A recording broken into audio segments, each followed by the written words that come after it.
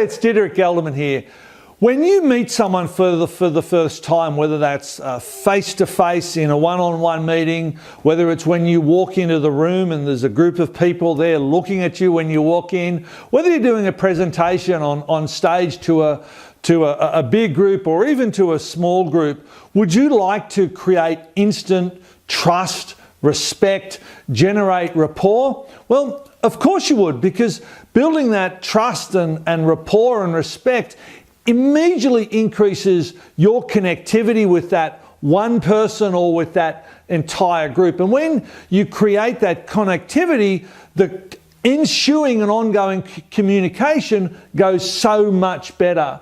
So I'm putting together a series which is going to give you little tidbits. Each week we're going to give you a short, small, actionable snippet of information, and you'll have a week to implement that information and practice and rehearse and role play and get that ingrained into your neurology.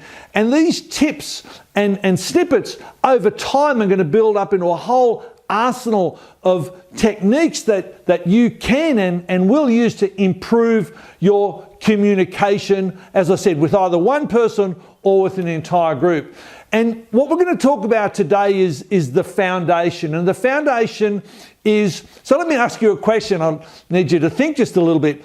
When you meet a person for the first time, what is or are the things that you immediately look at? When they meet you, what are they immediately looking at?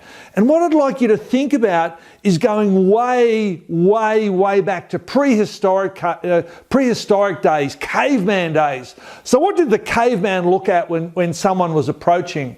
Well, it's those things. It's the hands. And at some level, we still notice visible hands or invisible hands as the first thing we look at. And obviously in caveman days, we wanted to see whether they were carrying a club or a spear and whether they were a threat to us.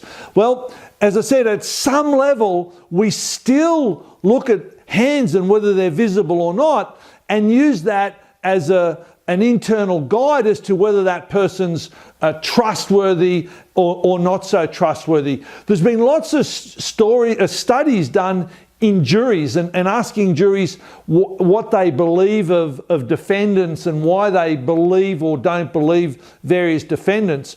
And juries typically tell us that if a defendant's hands are visible and on the table, that person is more trustworthy than a defendant who has his or her hands hidden or under the table. So when you meet someone for the first time, it's really, really, really important that your hands be visible. Now, invisible hands are walking in like this. Now, it doesn't matter whether you're cold and you've got your hands tucked in your armpits because you're cold.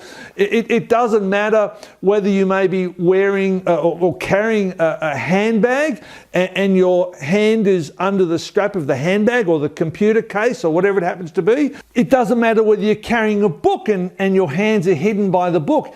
In each one of those cases, your hands are hidden and therefore you will be regarded by the person that you're engaging with as less trustworthy than if you had your hands exposed. So that's the message for today. Whenever you meet someone, especially when you meet them for the first time, but also on an ongoing basis, ensure that your hands are exposed and visible and that the person can see your hands.